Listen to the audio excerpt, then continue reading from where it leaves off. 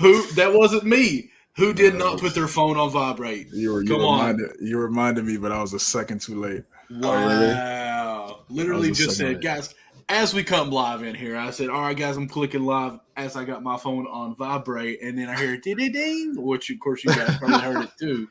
So just so you guys know, and for the listeners on podcast when it gets on there, that was not me, Michael, that left their phone on, active. I don't know, not vibrate.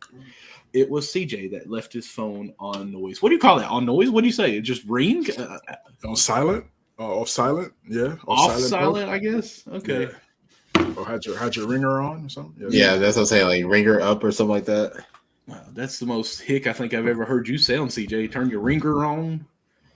You almost sound like you were from Kentucky down there with me. I appreciate that. I felt at home for the new. He's taking from you, Michael. He's coming off on you guys. You're gonna be saying 100% just regular conversation at work and stuff. I'm telling you. I do. Legit, I really do. I ain't mad at it.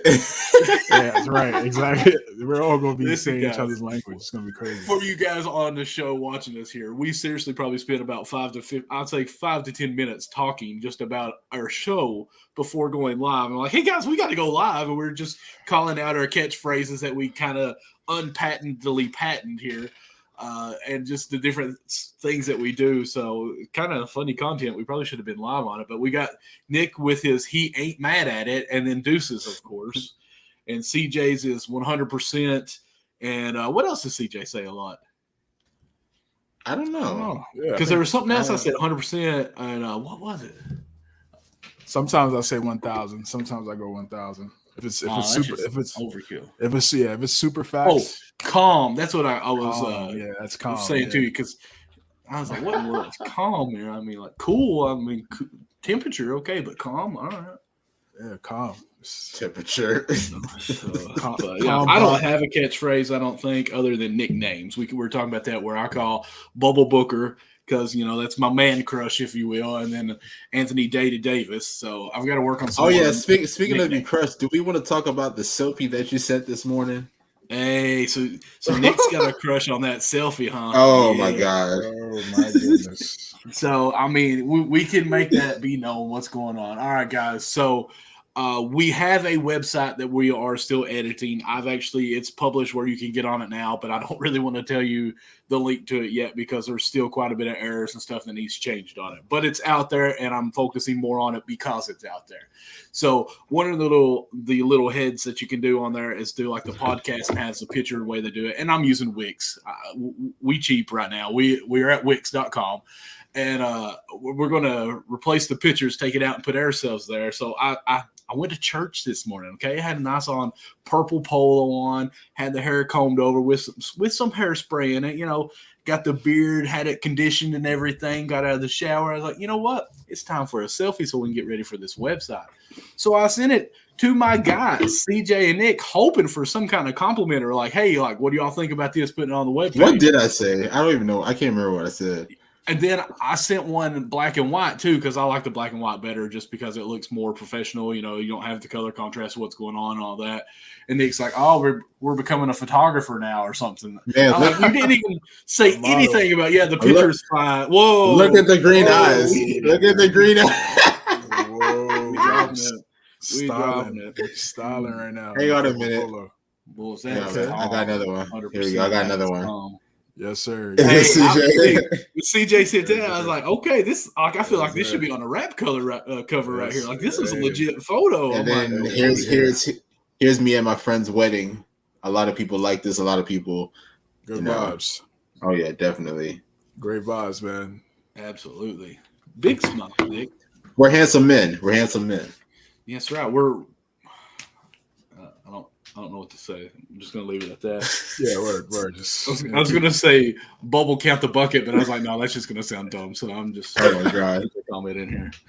But you know what? We're already like almost 5 minutes into the show. We haven't done anything with sports, and sometimes that's just fun. So let's hear how you guys been doing, because I love you guys. Nick, how's your week been?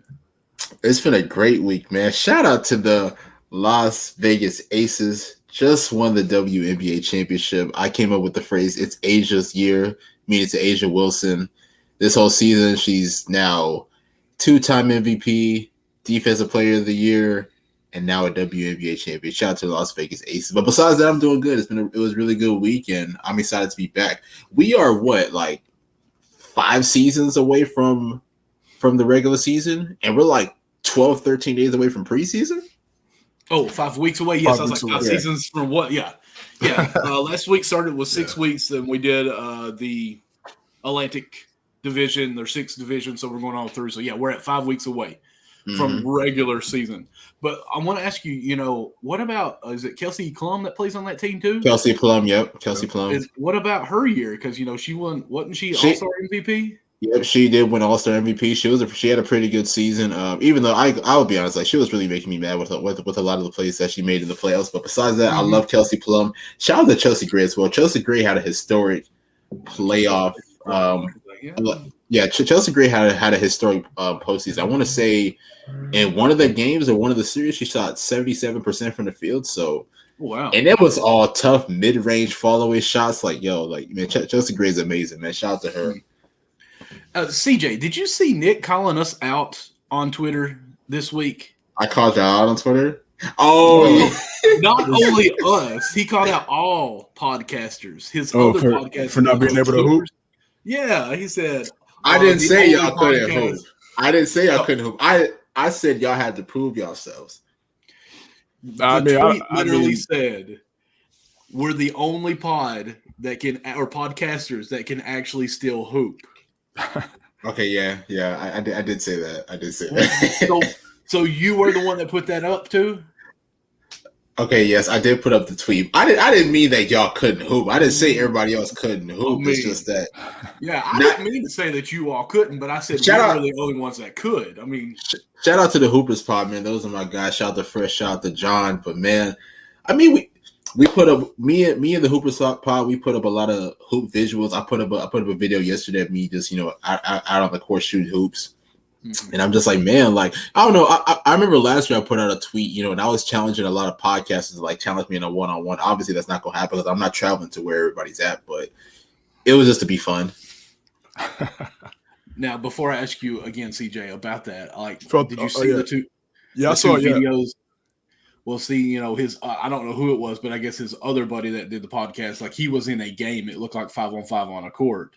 Right. And Nick kind of already talked about it. And I was going to call him out on this. Like Nick's video of him balling was him by himself. Yes, I know that it's me just shooting by myself. Look, I mean, baller.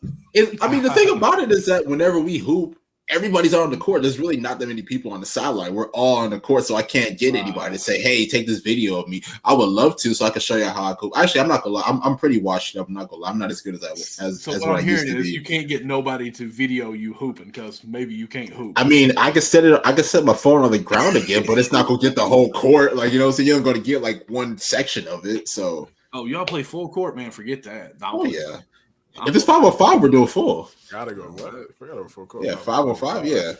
Now 4-on-4 is a maybe. 4-on-4 we might still do full court, but we might do half instead. Just to legit. Like if we get in serious talk on that, no, 4-on-4 should be half court because if you get full court 4-on-4, it's just somebody who's quick gets a steal and it's run out constantly. Nobody ever plays defense. Like it's a wasted time.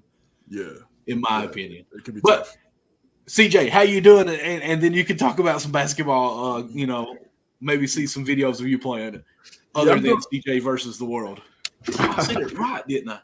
Yeah, I'm doing good. Man. All is well.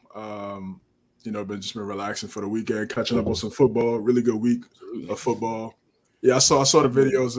I saw the videos of Nick balling out. That's good, man. That's good, bro. He wasn't playing. He was just shooting. I know. I was just shooting around. All right, I got you. The next time I go out of hoop, I'm gonna get somebody to record, and I'm gonna get some videos of me actually playing. Okay. Yeah, hopefully next year. If we can link up, all three of us, we hit a LA. Summer League.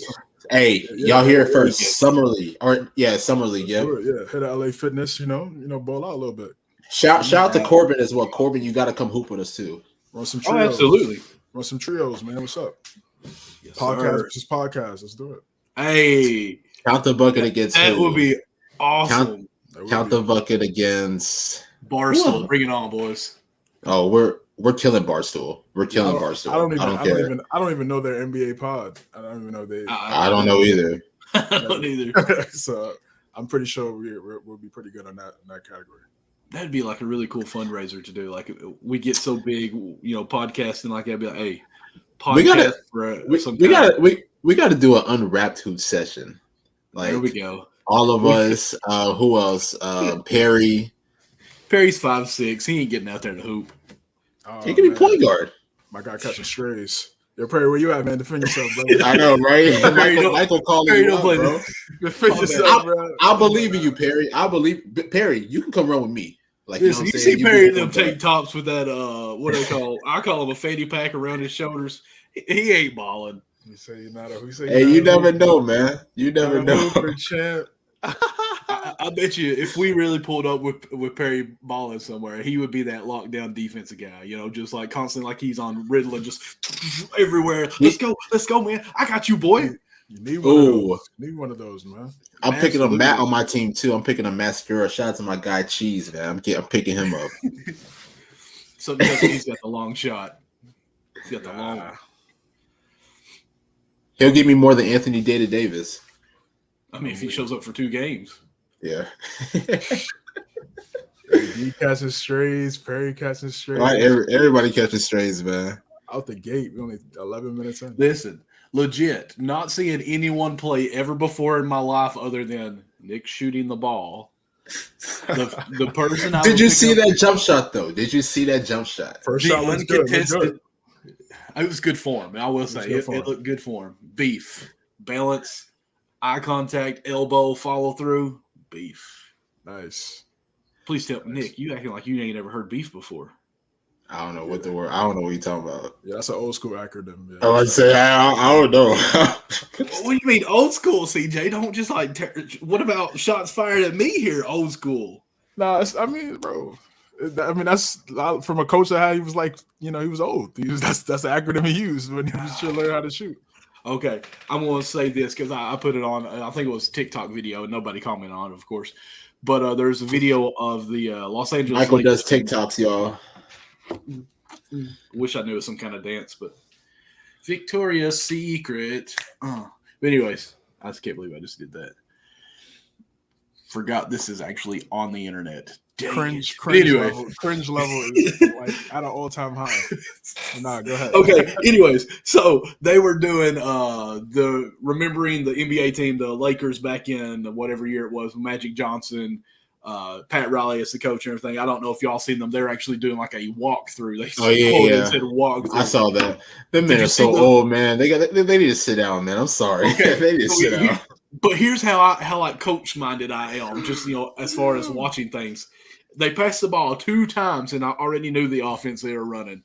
They were running the flex offense. Like, it's something that every team has ever ran, I think. Like, and I wanted to ask you guys, did you all ever run the flex offense growing up? We never ran it until high school, but there's so many different forms of the flex offense. But right, did you all ever run it? I did. Now I think about it, I did. That's an essential. I saw that clip, man. It was good to see, man. I mean, of course, those guys are really up there. Kareem, Magic, Worthy. I think I saw Michael Cooper, Byron Scott. So those OGs. Yeah. It was a good look. It was a good look, man. It goes to show. Boys, and they were all smiling from ear to ear. They're reminiscing big time on that, and that was awesome for them. I thought it was a cool moment. Do y'all have Hulu? Do what? Do y'all have Hulu? No. Yeah, I have to check it out. I have to check out. They got the Lakers doc on my Hulu now. I watched like the first 3 episodes, so I think I'm like 2 or 3 episodes behind. So I definitely got to get into that again. We should definitely if we get a chance, try to review that because that's definitely falls right along what we do. So, and we talk about the Lakers nonstop because they're like the biggest topic. So, facts. Oh man. But do we want to get into this? These Atlantic teams, or not Atlantic, Southeast teams. I don't know why I keep saying Atlantic. Well, I guess so.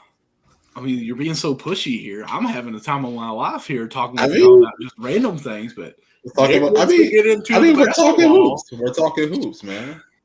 But, before we get into too much hoops, I want to say this. Go check out thejavaseeds.com, where you can use promo code BUCKET to get 20% off any purchase that you make on their webpage. And again, that is thejavaseeds.com, promo code BUCKETS, and that gets you 20% off your total purchase. And just to tell you quick, it's sunflower seeds. It's each bag has about 2 cups that's been basically,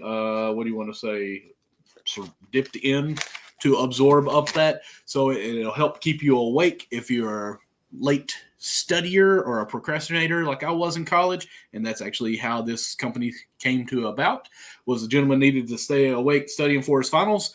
And he loved sunflower seeds. He was a baseball player and he loved coffee. So we mixed them together. And now we got, again, Java seeds. So again, promo code BUCKET for 20% off your first purchase and any purchase.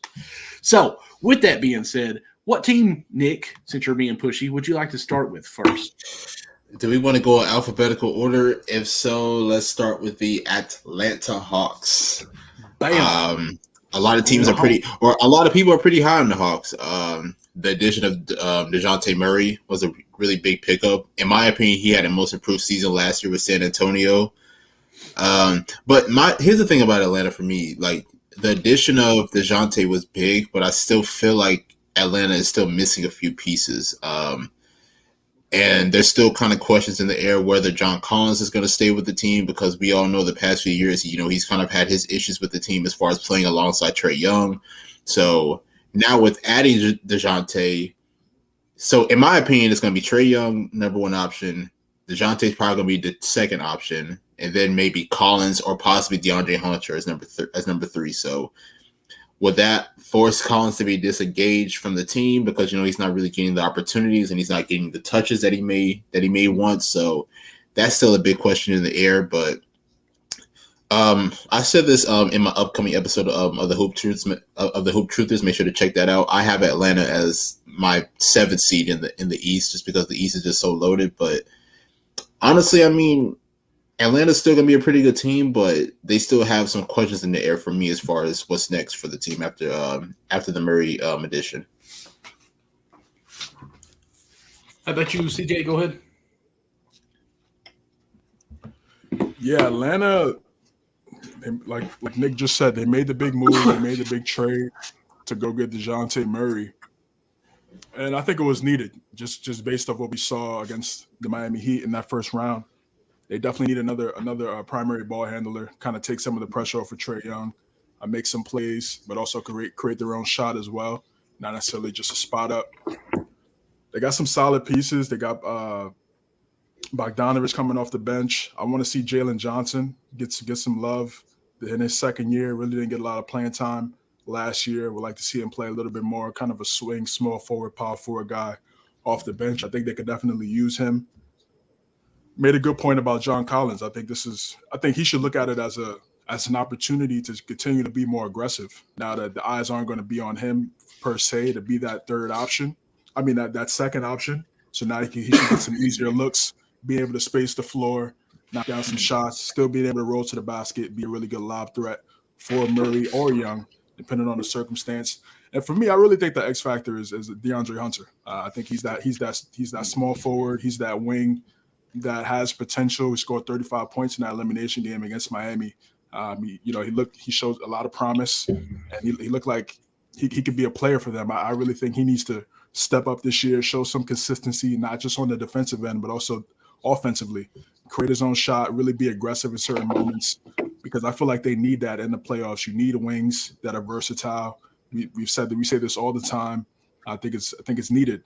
And especially in the Eastern Conference, where you got Tatum, you got Brown, you got Giannis, Middleton, KD, Harden, all these other guys in the Eastern Conference. You need a primary wing that could create their own shot and be able to make some plays. So I think their team looks good. They lost Gallinari to Boston, so I think they need to try to find another spark plug off that bench. Give those guys some rest. They also lost Kevin Huerter too.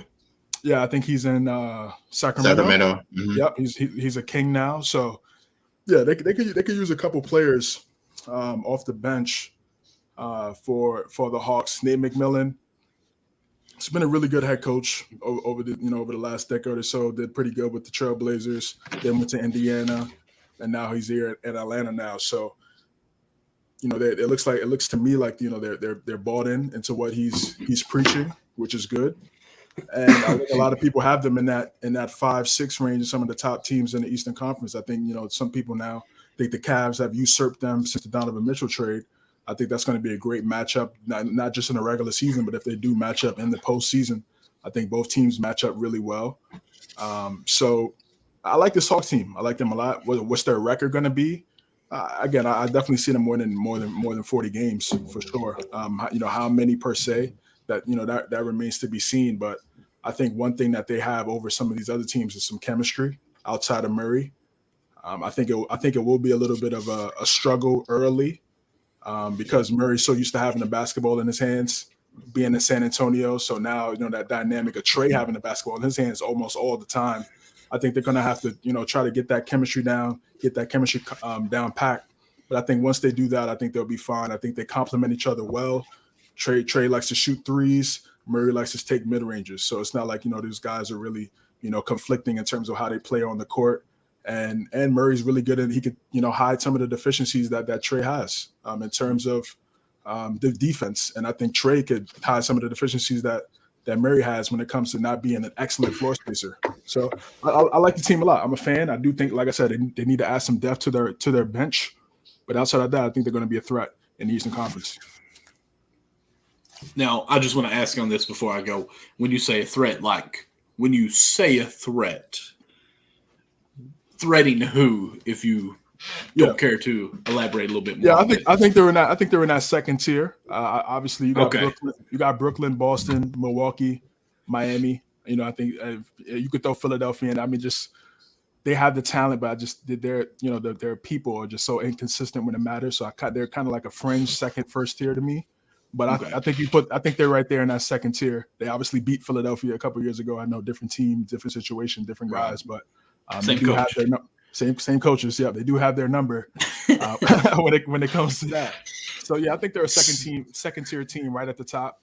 And I mean, if you sleep on them, they could beat you in the series and advance. So they're not a team you can't sleep on them.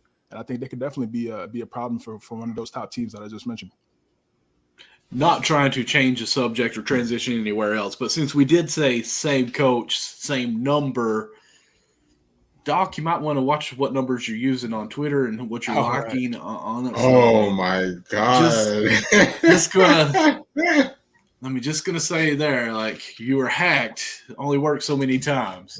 Oh, what was it 8 accounts? Was it that he locked, or I think it was 8 or 9 accounts. Yeah. He said he got hacked. I mean, I believe it. I mean, I don't think he'd be that stupid enough to. Go on Twitter and how many times has he lost after being up 3-1? I think twice. What's this got to do with Twitter? Yeah, it doesn't. No, we fumbled. Oh, this is what I'm talking about too. What's your guys' thoughts on the Sarver suspension? Suspended for a year, fined $10 million. Owner of the Suns. Well, hang on. Let's hear Michael's thoughts on the Hawks real quick. Okay, let's finish out the Hawks and we'll get to that. Okay, right. Honestly, this team at first, after the games with the attitude that we had going on with the rookie and Murray, I was kind of really excited about this team, see what they're going to do, because I felt like this attitude was just going to kind of carry over the season, and maybe Murray could step up and be like, which he's a great player already, but step up as a more veteran leader with this team, and let's see how it runs with this new attitude.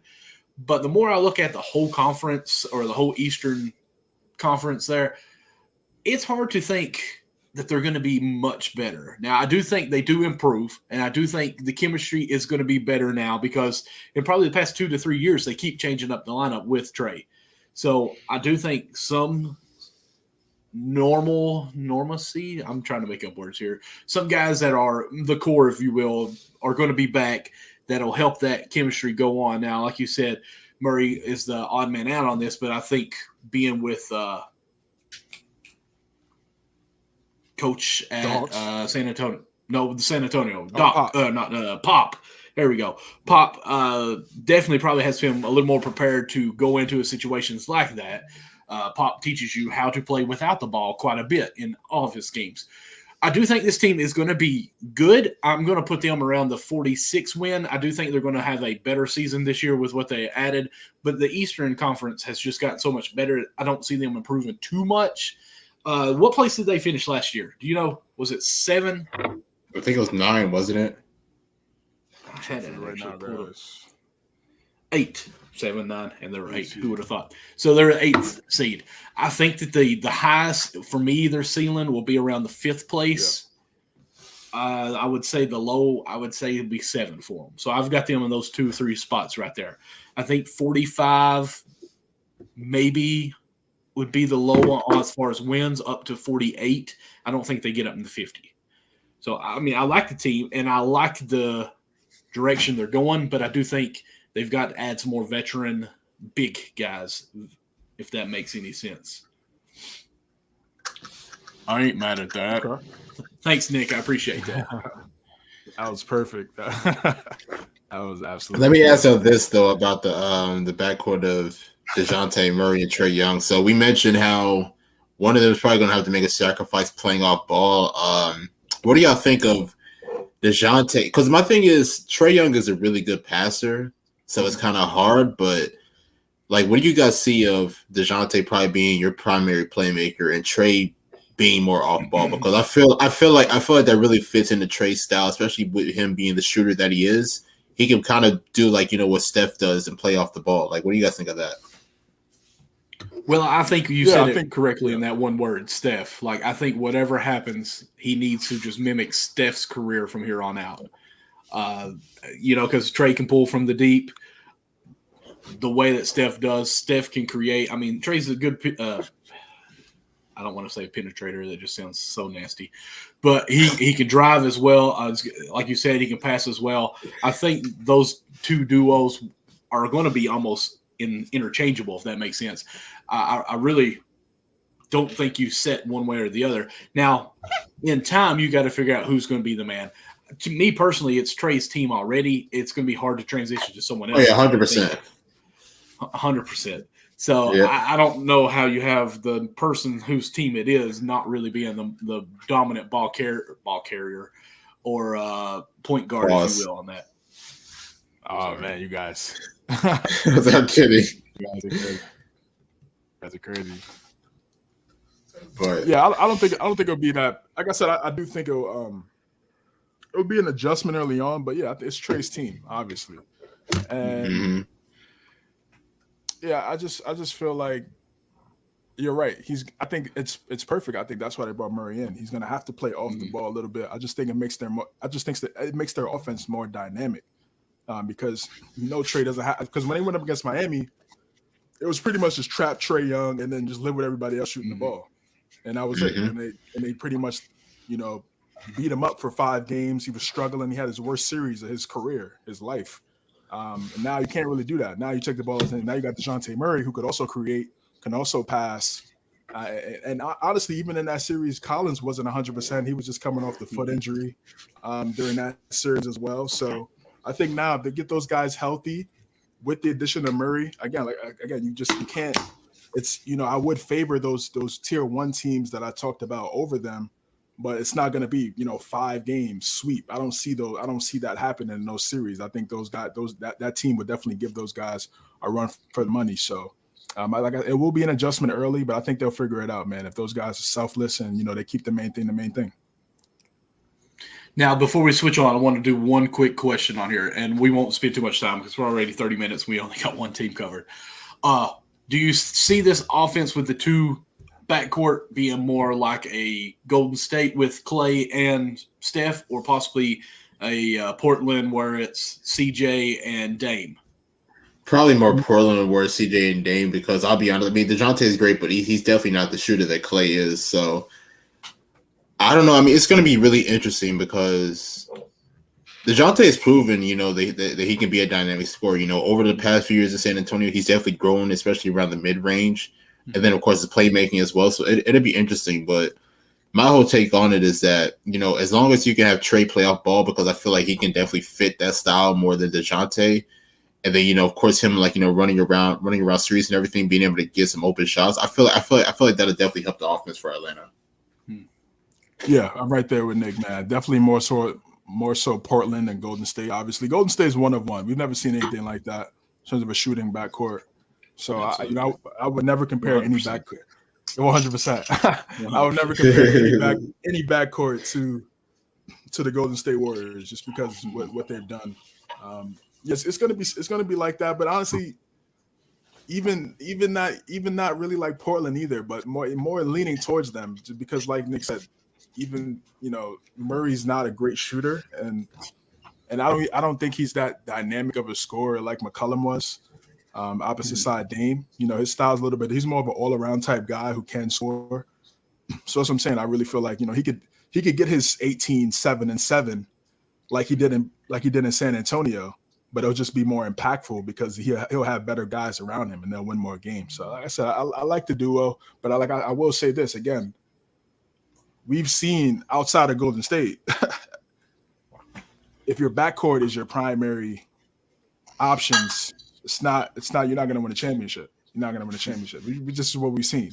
So Deandre Hunter, again, this is why I really feel like he's that X factor. He could be that guy. When I saw him play against Miami, I was like, bro, where was this since you've been drafted in 2019? Right. Like, where was this? Where was this? When you went number 4 in Virginia, from Virginia, I was like, all right, he was legit. He was really good. I think he won ACC Defensive Player of the Year. Like I was like, all right, like this dude is nice. And I was like, where is this guy? I know he had dealt with some injuries. I think he needs to be that guy where, even though they brought Murray in, his mindset should still be, I'm gonna be aggressive, I'm gonna get mine, and I'm gonna still lock up the opposing team's best player. And if they do that with those three, and then Collins coming in and doing his thing, that could be a really scary team. So this is just my opinion. I know a lot of people think differently, but could y'all imagine Cam Reddish or a healthy Cam Reddish still on this Atlanta team, being able to provide a lot of offense, taking a lot of pressure off of both Trey and Dejante? Because I initially didn't really like the trade to New York. I thought, I already knew coming out the gates that New York was not really going to utilize him the way that he was deserving to be, which is why he's no longer part of the team anymore. So I just feel like Atlanta probably should have. Oh, is he still with the team? Okay, I thought. I don't know why I thought that they traded him, but doesn't seem like it because Yeah, I mean he doesn't really play. That's the thing. Right. So it's like exactly. But in my opinion, I just feel like I feel like a healthy Cam Reddish could have really helped this Hawks team. I mean, we saw it even in the year that they made the conference finals in those last few games where they went up against Milwaukee, and how he was able to be a punch off the bench. So I don't know. I mean, that's just my opinion.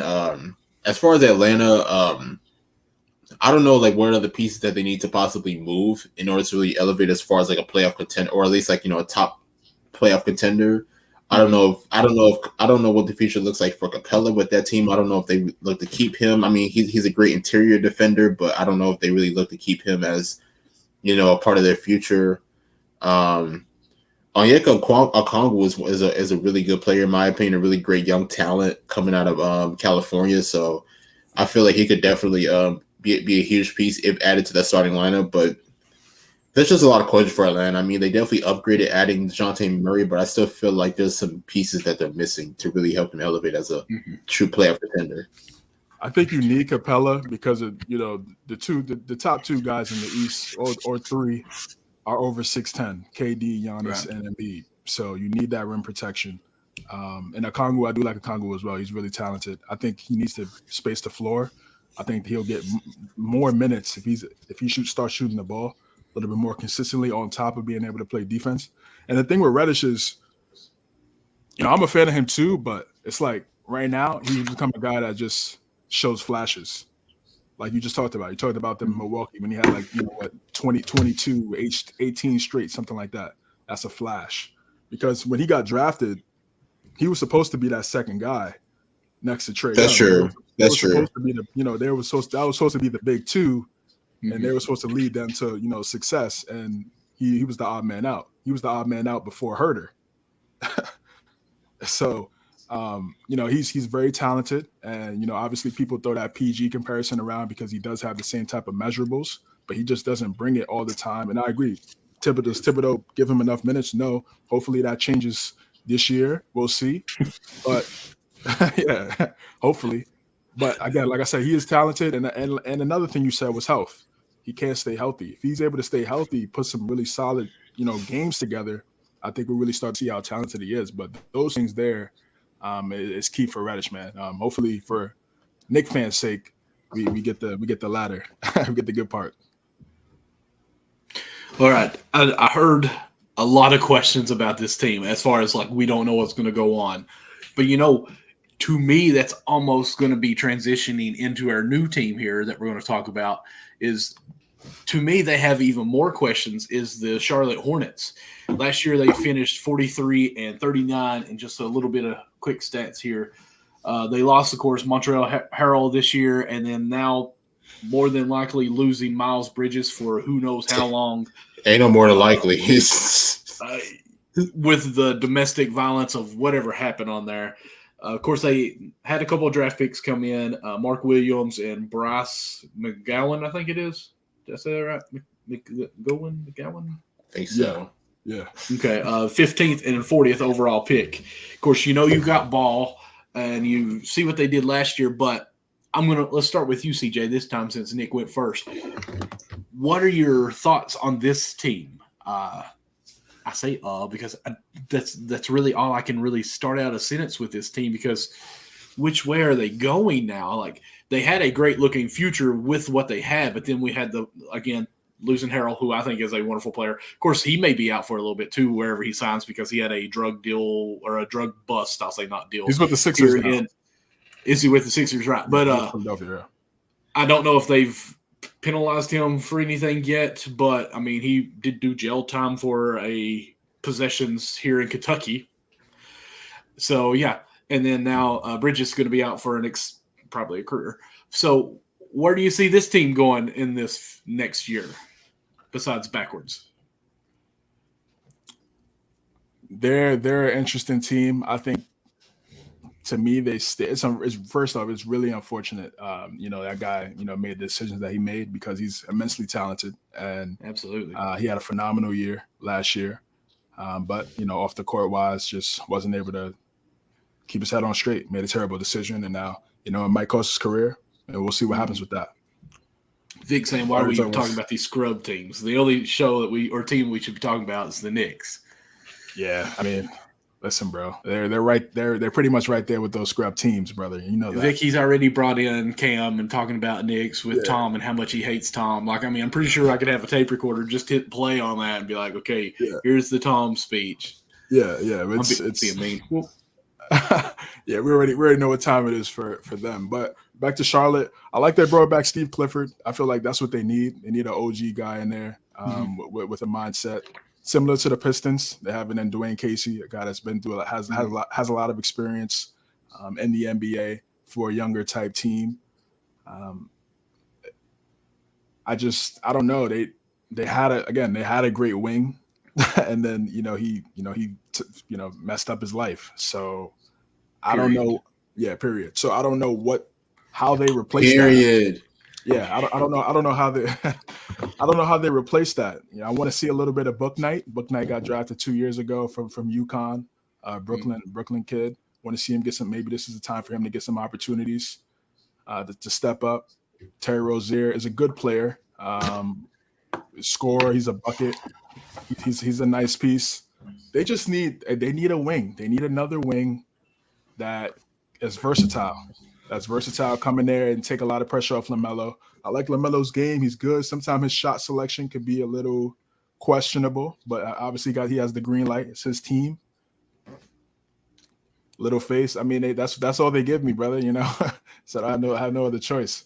But yeah, LaMelo's shot selection could be better for sure. But I think this team, they have to play defense. Defense and turnovers were their problem under the James Borrego era. They'd be terrible on defense and they'll turn the ball over. They'll have a lead where you're like, okay, yeah, they look really good right now. They're moving the ball, great pace.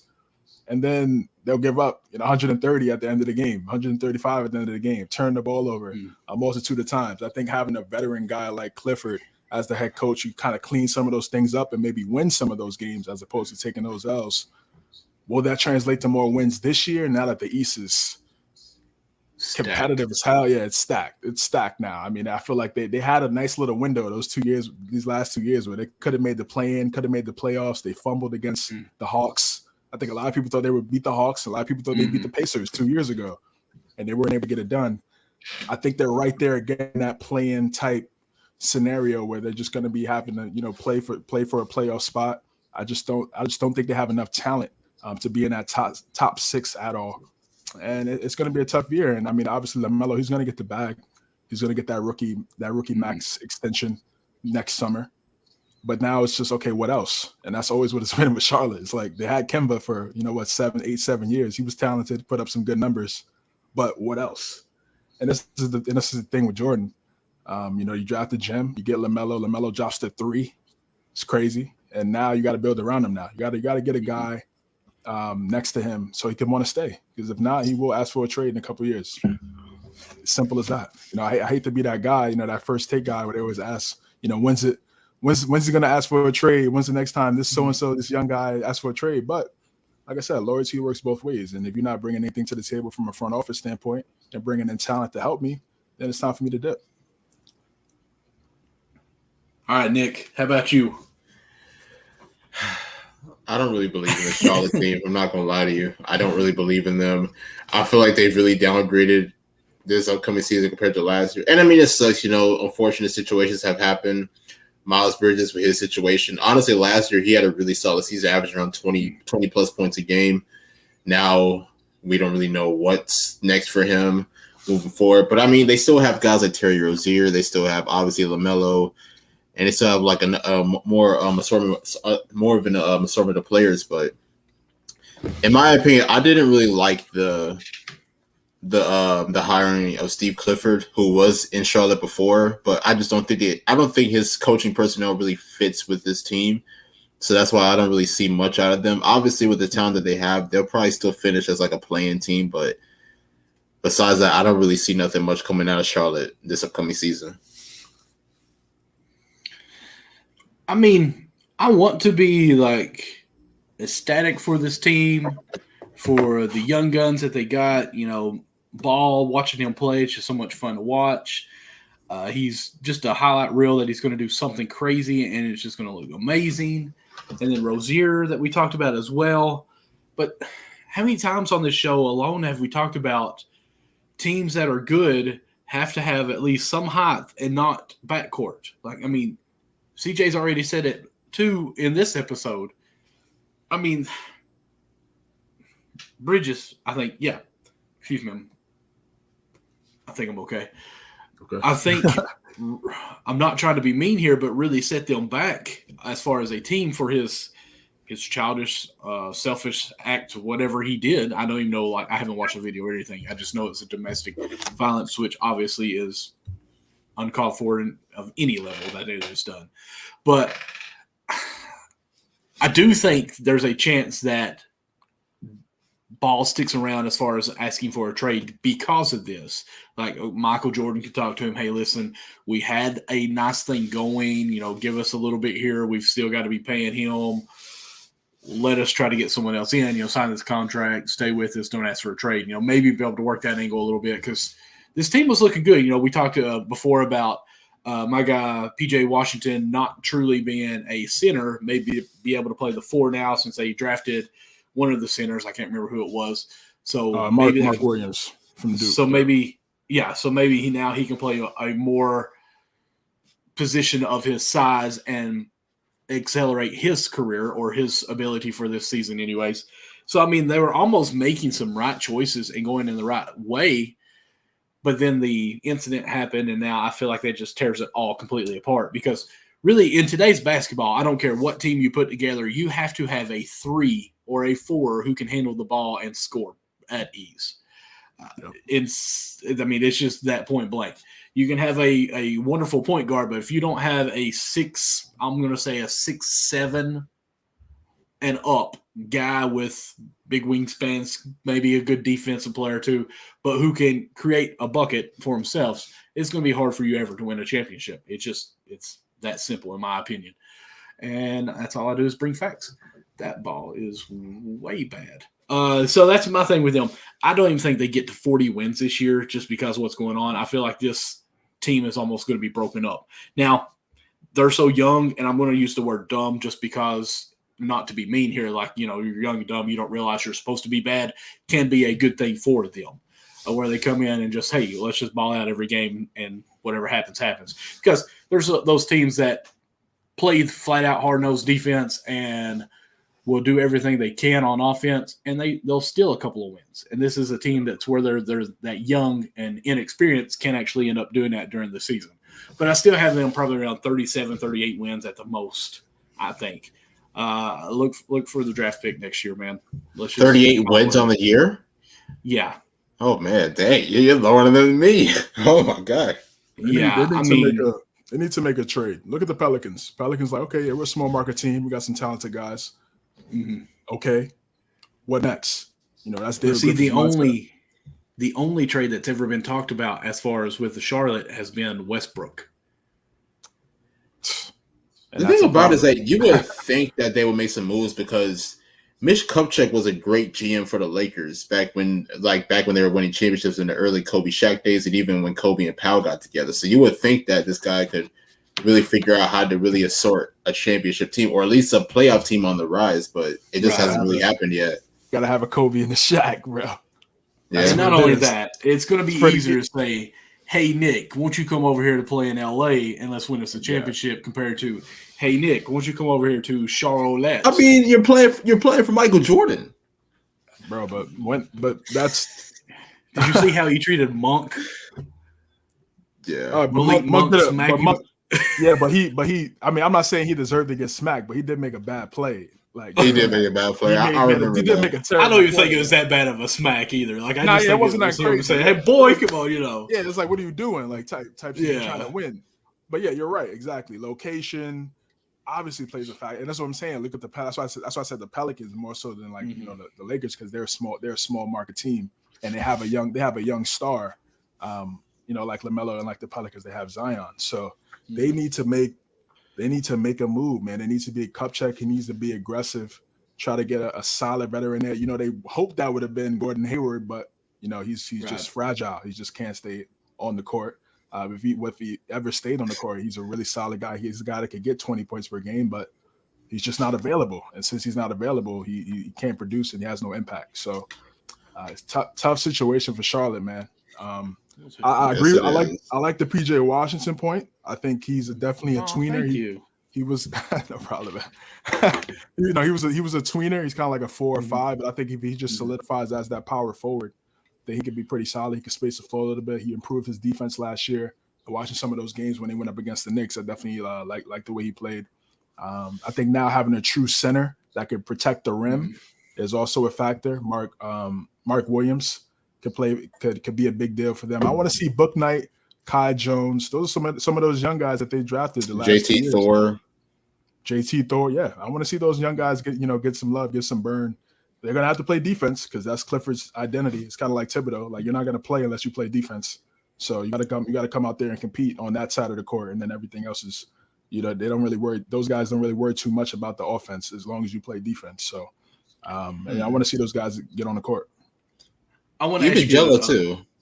Go ahead. Okay. I want to ask you all a quick question on that. As far as you got to play defense, I do this a lot, don't I? Like we know, defense is not really too much of a thing in the NBA. Obviously, they play it some, but when it comes to playoff, they play defense. But there's times when it's like, okay, yeah, you could tell they didn't play hard during the season. Now, playoff, it's straight up like. You mean as a whole, like as NBA as a whole? I mean, I think I wouldn't say that as a whole. There's some lockdown defenders. Yeah, the Celtics. Even your squad doesn't play defense. The Heat. Well, even the Cavs. Hang on. Just let me get to it. Okay. Okay. All right. Do you think some of these small market teams, and I'm putting Miami in that, have to kind of focus in on defense? I mean, they're not LA. They're not. I mean, it's South Beach though. It's a big market. No, it's a big market. Yeah, it's a big market. But I don't know. I feel like some of these smaller market teams have to play the defense a lot harder and focus more on it to be relevant. Now, of course, Golden State, they're one of one, as you say. So, I mean, they're a little bit of a different breed there. But a lot of these, I mean, am I wrong? I mean, I'll ask that. Am I wrong? Do you not think as a whole most teams play hard defense all year round? I think it is a different style compared to what it was like maybe in the 90s or so. But I guess, like whenever like you look at like the NBA back then, it was like there was a lot of games back then that were the final score was like 85 to like 78 or something like that. So Right. I'll just say it wasn't really like a lot of offensive threats compared to now where games are like 120, 130 points deep in. But I don't know. I'm not going to say that there are teams that don't prioritize in defense because I definitely feel like there are still teams out there. I mean, we mentioned Boston last year, Miami, Cleveland's an up-and-coming young team that really thrives on the defensive end. So there's a lot of teams that do. I just feel like the NBA is probably a lot more talented offensively than it's ever been, like in its history. Yeah, it's more talented than it's ever been. No doubt about it. The rules are definitely different than what it was back in the 90s, That's true. in the 80s. The floor spacing, they didn't appreciate the three-point shot back then. Now it's, and I'm not even going on as far as the score there. Like I just don't really feel like, because when it's playoff time, you see them pick up full court, at least free throw line extended all the way. That's money time, right? Yeah. But that's what I'm saying. Like Right, whole season is not money time, right? Like, well, I mean, the top teams, it's a habit. And that's why you see Boston and Golden State. That's true. Throughout the whole season, they play that way. And you even saw Boston; they were slacking early, and then once they locked in on defense, they were in the finals. So, I think for Charlotte, it starts with their best player. LaMelo has to lock in and be a prime. He has the size, he has the length, he has the athleticism. There should be no reason why he's not one of the top defenders in the NBA. Yes, I know he exerts a lot of energy on the offense, but lock in on. Yeah, but I mean, again, it's habits. You know what I'm saying? It's about habits. Absolutely. Like, Tatum's young, Brown's young, but it's not. They still play defense. So that's why I think bringing Clifford in to help with that. If they buy into what he's preaching, I think they can improve. But in terms of wins in the win column, it's just tough for me to really say they're going to be an excellent team, just because again the landscape of the East right now. And the talent that they don't have. Okay, let's go ahead and transition on over to the team that plays defense. The best team in this division. I mean, not by any kind of bias at all, but they're just great. We got the Miami Heat, who were 53-29 last year. They didn't really make any. Is Nick sleeping on me? He's sleeping on your Miami Heat. Wow. Sleeping on your Heat. They didn't really make any kind of progressions as far as upgrades in the lineup. I think they kind of were booking on getting either Kevin Durant or Donovan Mitchell. That fell through. Me neither. But so they added let's see here. Their pick, Nikola Jovic, yep. Who I think is actually going to be a nice little pickup. I really do. Maybe not starting out first year, but in a couple years, I think he's going to be a nice little player. Orlando Robinson and some other players. They did lose PJ Tucker, who I think is actually going to hurt quite a bit. Yeah. Granted, he's not a high producer on offense, but he is a knockdown three in the corner. If he's set up and you get him the ball in a spot, he doesn't move. Of course, he's a great defensive player. He can guard 1 through 5 and be decent at it. So that guy alone, I think, is really a big backbone to any kind of offense or locker room and defense as well, not the offense, that they're going to definitely miss. And, I actually had somebody tell me that P.J. Tucker wasn't a knockdown shooter, a three-point threat the other day. I'm like, are you serious here? Like, yeah. That's pretty much all he does on offense is just – it's an ugly shot, but it goes in. That's it. That's all he does. Shoot corner threes and play defense. Of course, they did re-sign Victor Oladipo, and then now we've been seeing some tweets, or at least I have, about someone or his trainer saying that he looks better than he ever has before. And then what I don't like about the comment that is quoted is he even looks better than last year. That makes me nervous. So what does that mean? Oladipo, does that mean that we're going to get Indiana Oladipo? Or well, see. The two, that's what I'm saying. The two lines that they keep quoting is he looks better than he ever has before, even better than last year. Last year wasn't really the best of his career. let's be honest. He looked good in the Well, I playoffs mean, when he was able to play. He came back late in the season, so I mean, I definitely give him an excuse. I know he had that 40-point game like late in the year, but right, besides that, and he's locked up defense. But like, if we're going to say Oladipo is the best that he's ever looked, I wouldn't think we would compare it to his last season.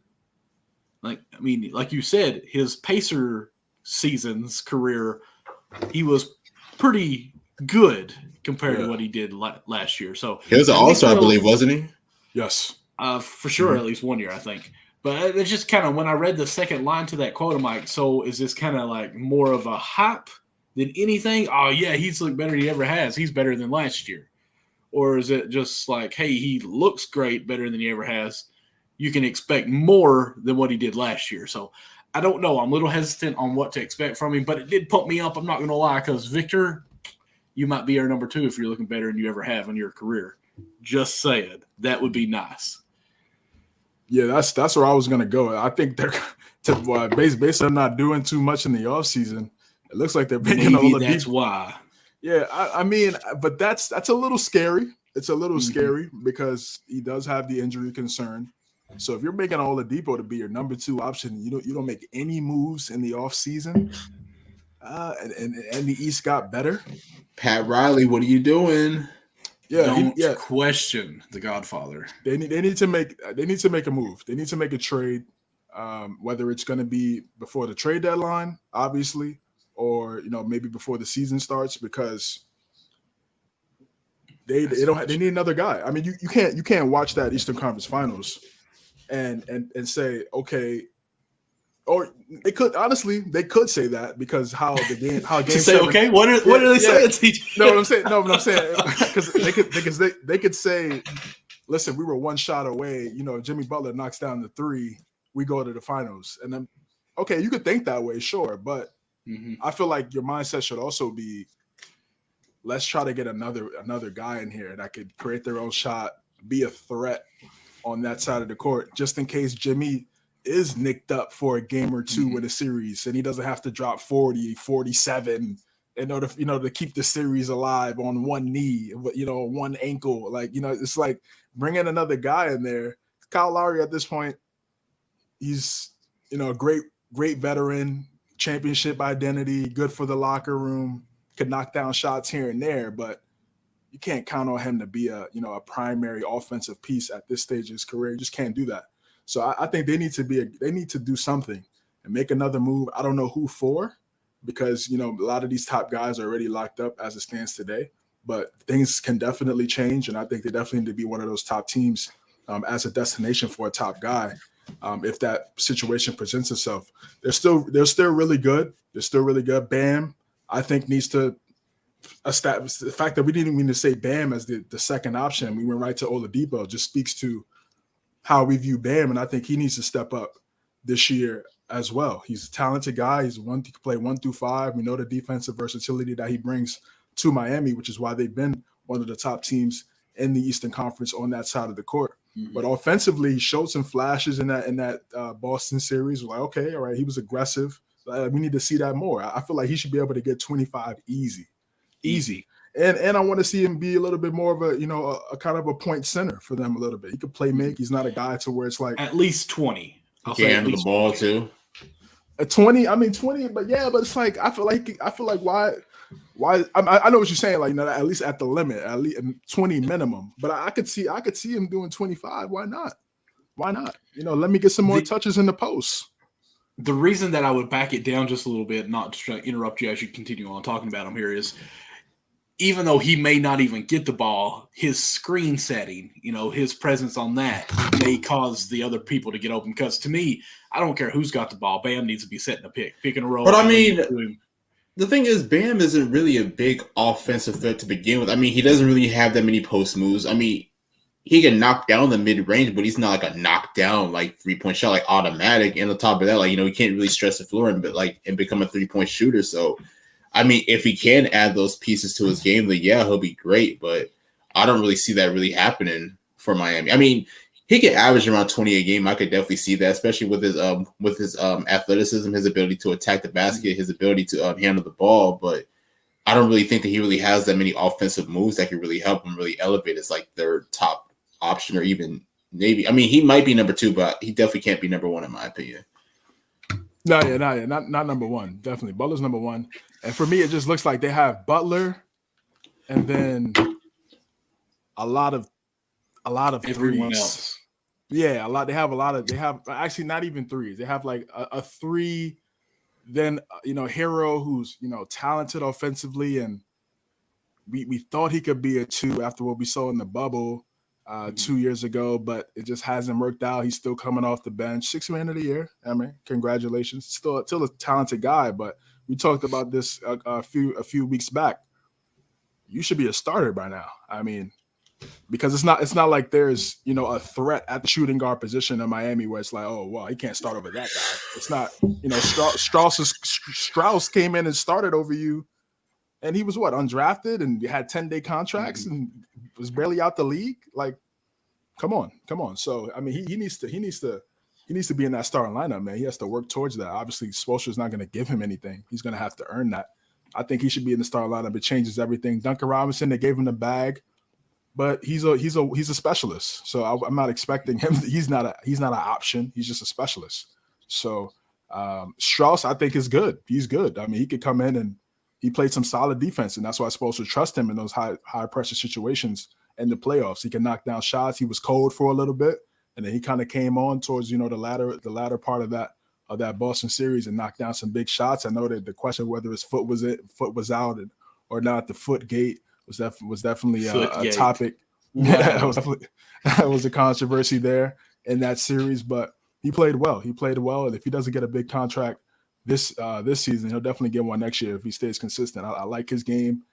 He's a really solid player. Again, like I said, they have some really good role players, but they need another guy next to Butler because Butler is a guy, again, who does get hurt throughout the regular season and in the postseason. We've seen it. So that's what they need, man. They need a key piece on that side, take some of the pressure off Butler.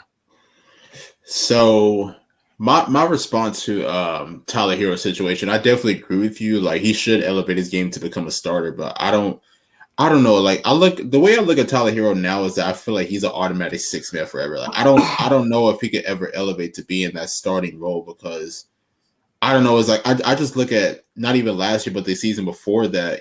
After his great bubble season where there were times where he was in the starting lineup and he just didn't produce at the level that he should have. So, once they took him back to the bench, that's when, he became that 6th man of the year type candidate. So he obviously has the tools, especially offensively, to be like a top option, but I don't know if he really has the personnel to really be a starting guard in the league. Okay, I'm going to say this. This is what I was looking up. I kind of go back to a couple points here.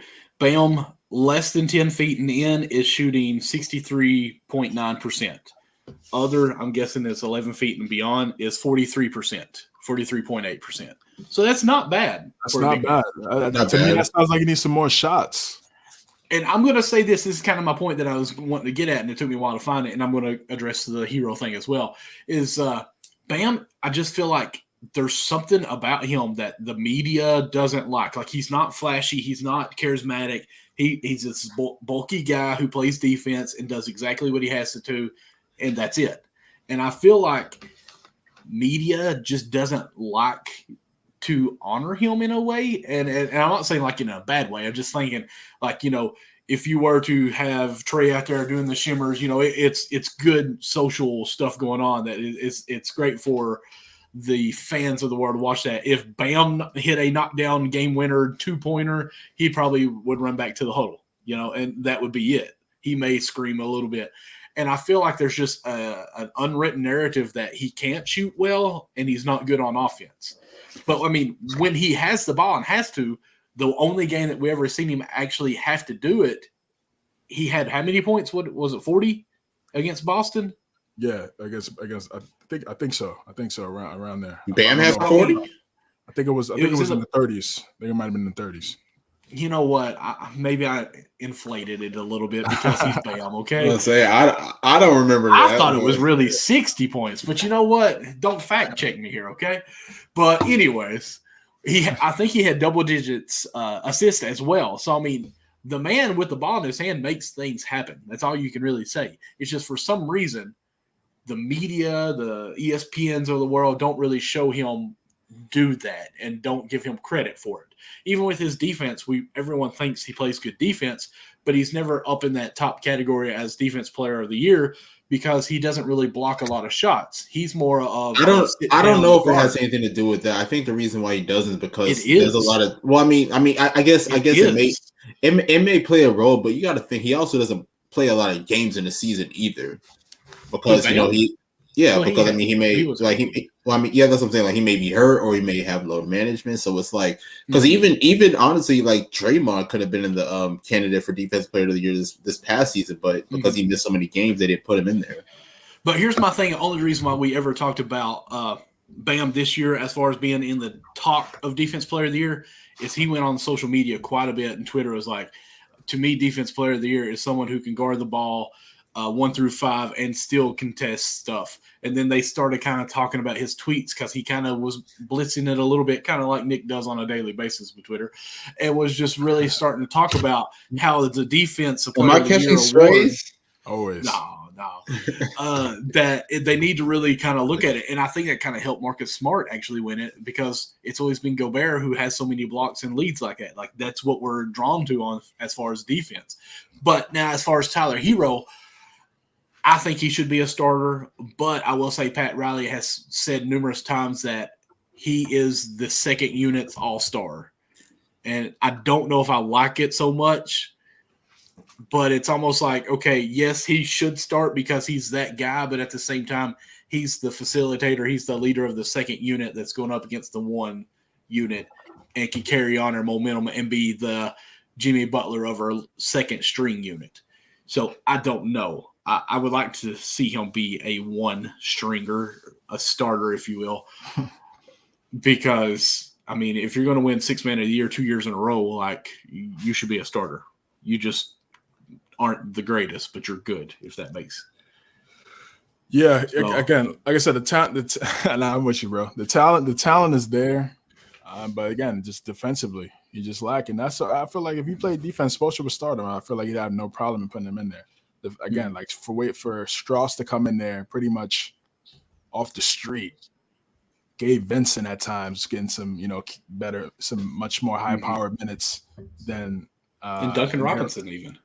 Duncan Robinson too, but you saw Duncan Robinson got in the doghouse because he couldn't play defense and the shot wasn't going in. So now it's it's if a shot's not going in, at least I can't play because you're such a liability on that side of the court. But see, saying that was Duncan Robinson was the sharpshooter of that lineup, right? And Strauss came in to be the sharpshooter. He was doing a little bit of both. Strauss was doing both.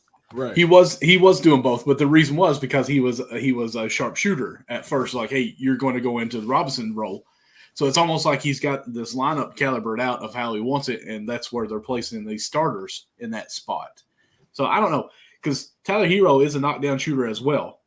Yeah. But I guess we kind of got way deep into the team instead of really projecting what we think of next year.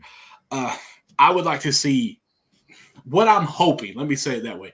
I'm hoping that Pat Riley just sees these guys in the weight room, in the gym, and just see the growth that they've leaps and bounds that they're taking during this offseason, where Hero's stepping up to be that 2, 3, or 4 guy. Bam is starting to take off to be more of an offensive threat since we've seen it in the playoffs, and Oladipo is taking the Tom Brady diet, and now he's ready to play again.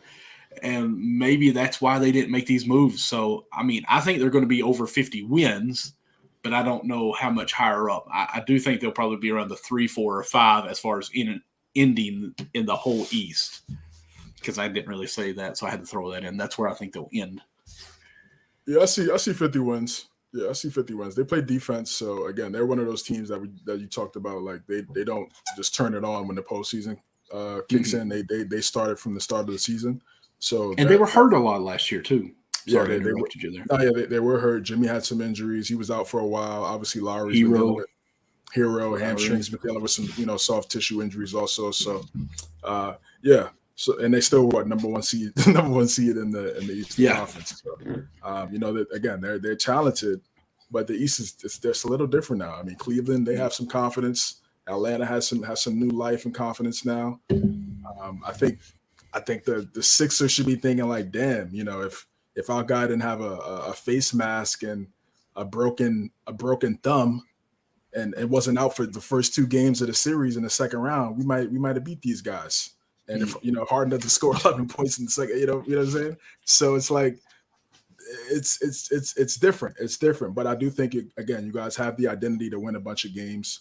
And I'm right with you. I still see them being a top 4, top 5 team in the conference. What about you, Nick? Where do you think they end in the conference? I'll say top 3. I think that they can still be in that top 3. I think they'll win about probably around the same, around 53, 54 games. I am a little concerned that they didn't upgrade the roster, especially when you look at other teams like Boston got Malcolm Brogdon, Philly, obviously, them adding PJ Tucker, which in my opinion is a huge loss for Miami as well. And then of course, Atlanta getting Dejante. So even though they didn't upgrade the roster, I still feel like regular season wise they'll be okay. Just because they still do have a lot of talented players on the team, Jimmy, Bam, and the rest of the guys, but I don't know what their ceiling will be come postseason time. Will it be another conference finals appearance? Will it possibly be a finals appearance? So that's still up in the air for me. I'm with you on that. All right, so let's go on to the next team, who hopefully, in my opinion, if they win over 30 games, they pulled out some type of magic. Nice. The Orlando Magic. Last season, they finished with 22 of 66, had the first overall pick, did not take Chet, went with Paolo Banchero. Might be benefiting them now at the moment. Especially since Chet's out for the whole year. I was going to say Suggs, but obviously that wasn't right.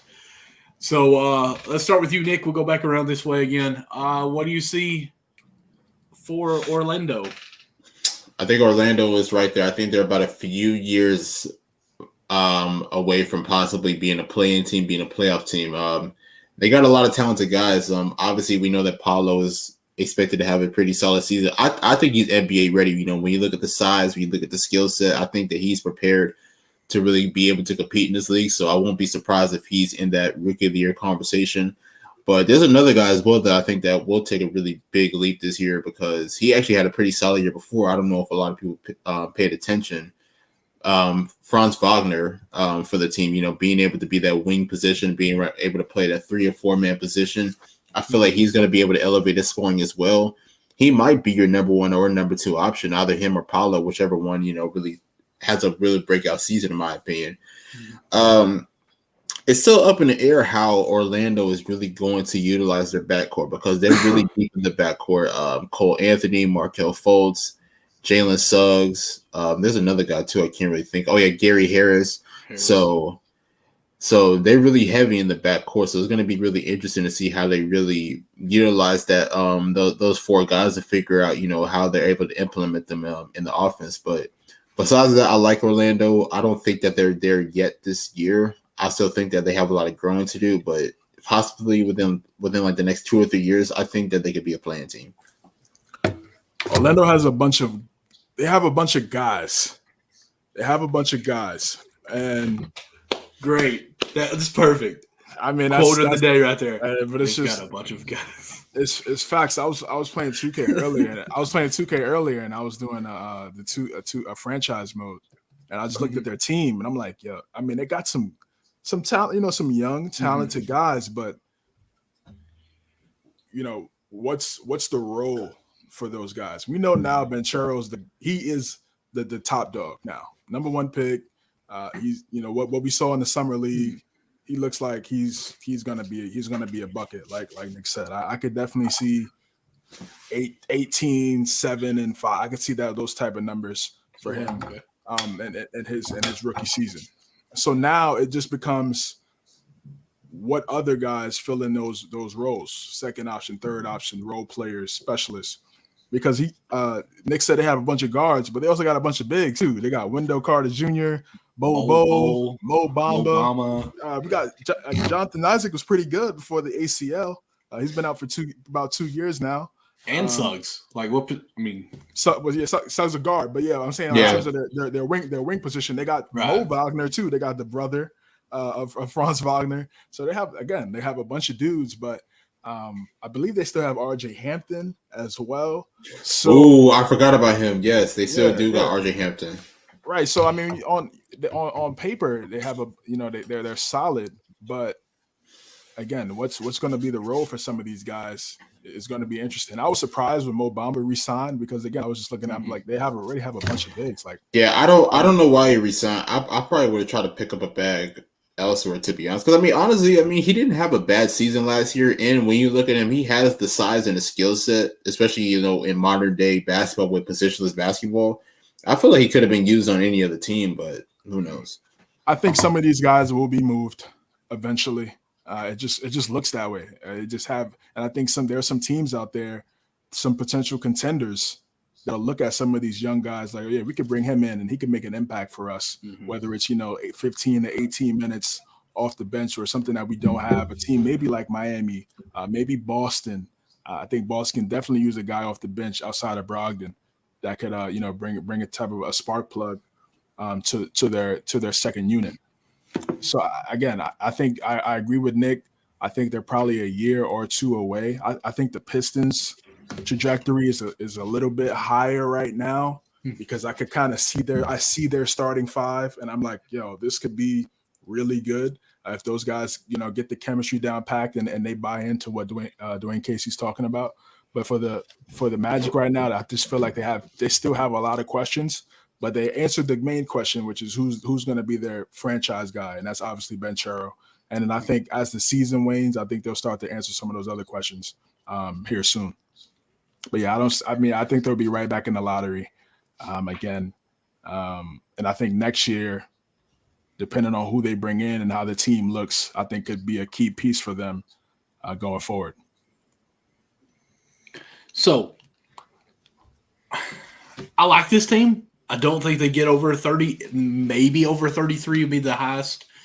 But what I'm interested about this team, and even talking with y'all, it kind of backed me up before I even said it more, is this team is probably the team that every guy or every team out there that is tanking, that has a good veteran player or a star player that looks to dump it to somebody to rebuild a team. This is a team that you may want to look at to trade for. Be like, okay, these are the guys that maybe I could steal from. Give me a couple players and give you guys, pay them cheap and just kind of get through. And if they pan out, they pan out. So in my head, I was kind of thinking, what would be that player or that team that you may be thinking of that says, hey, Orlando, you guys ain't even got 10 wins yet. We know you want some draft picks or whatever. We're looking at getting some of your younger players, possibly giving you a vet. Of course, I'm thinking Westbrook, because of that whole talk of trying to get rid of him. But obviously, it wouldn't be a Laker team in that situation. I mean, granted, we're going to talk about this team next, but maybe like a Bradley Beal, even though he just signed a big contract, like if they are terrible with whatever they have and like, okay, this guy's not going to we're wasting his career. He's asking for a trade now. Let's move him to Orlando. Man, I'm just honestly, I'll be honest. I think Orlando is fine with what they have now. I mean, of course, they can add some veteran pieces, but I don't think they really needed like another star like a Bradley Beal on the team. I think they have that with guys like Paolo, Franz Wagner, Jalen Suggs, Cole Anthony, and the rest of these guys. Now, if you add like some key veterans, some key role players as veterans that may be a part of the starting lineup or even like coming off the bench, I feel like that'd be key. But I think, just give this team enough time. Like I said, another 2-3 years to really grow and really figure out how to compete in this league. I think they'll be fine. Okay. I'm with you too on that. Go ahead, CJ. No, I think the first guy off the board, for the Magic at least, they'll probably get traded. It'll be Terence Ross. I think he'll be the first guy, just because he's a veteran guy and he's a 6-man type. How long has he played in the NBA? He's been in for a minute, probably like at least a decade. Yeah, he's been. Yeah, remember he was with the Raptors, won that dunk contest. Crazy ups. And he had that 50-point game too. Yeah, and still, he had a 50-point game, and now he's really developed into a solid 3-point shooter as well. So I think he's going to be one of those first people on that team that's going to get traded, and I could definitely see him on a contender. I'd be shocked if he's not on one of these top contending teams in either conference before the trade deadline or around that time. But yeah, I agree. I'm right there with Nick too. It's like they don't need like a Beal type player. They just need to continue to build their team. They don't even have an identity yet. What's their identity? Right. Like I'm saying, if you don't even have an identity, Right. you can't bring in a top guy because he's gonna be like, why would I go here? And they don't even know what they're about yet. What's their calling card? Like, so yeah, just they need to make sure they develop these guys, whoever they want to keep going forward, make sure they're developed the right way, and then see what you have. But yeah, they're not going to win a bunch of games, man. Do you think this team doesn't even, and I hate to say this out loud, but do you even think they really care about their wins and loss right now for this year? More of like, hey, let's find out who we really want to play together and keep, who's got the chemistry, who gels well together. It's all about development this year. It's all about development, developing the young guys, continuing to allow them to experience what it's like being in the NBA and how to really win at that level. And that is a question up in the air. It's like, do you want to continue to just, to draft moving forward, or like, are you willing to trade some of those picks to get some key veterans on your team? So there's some big questions for them moving forward. I don't think let's look at Orlando, right? Their success, their best players have been through the draft. Penny, Shaq, Dwight, and those three guys. Turkoglu. Well, I would say that they got Turkoglu? They traded for him, I think. No. Turkoglu was in Sacramento during the day. They brought T-Mac in, they brought Hill in. Obviously that didn't work out because of injuries. Dwight Howard. Dwight Howard was drafted. Dwight Howard was drafted. It worked out. It worked. I mean, they got to the finals, and Dwight Howard was there in Orlando. Didn't they trade? I think they traded for Vucevic, didn't they? Oh yeah. He was a part of that Dwight Howard trade that sent him to the Lakers the first time. Right. Yeah. Exactly.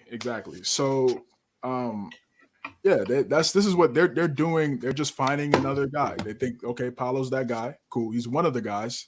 Who's going to be the other guy with who they have? And like they don't care about. You're right. They don't care about wins. They won't openly say that, but it's pretty much they're saying it without saying it. Like we got young guys. We know we're not going to win a lot of games. We got Jamal Mosley here for 5 years for a reason. Like we're not going to win now. We just want to develop whoever we have, and if he's that good down the road, then we'll keep him as a coach. If not, we'll find somebody else. It's that simple. Did they draft Aaron Gordon as well? They did draft Aaron Gordon. They did draft Oladipo. Yeah. So like I said, they've had some they've had some solid players. So and they honestly that Tobias Harris, they had some good. They to me, I feel like they should have kept that team a little bit longer. That Tobias, Oladipo, Fournier, Isaac, those guys, they should just a little. They wanted longer. to get rid of them, man. I don't know why they got rid of them so quick, because they just chopped them all out during that trade deadline last year. I don't know why they did it like that, but because I'll be real, like they really didn't get much. Like they traded Fournier to Boston. Boston, they didn't really get much. They traded Vucevic to Chicago. They didn't really get much. Same thing with Aaron Gordon. Got a first round pick.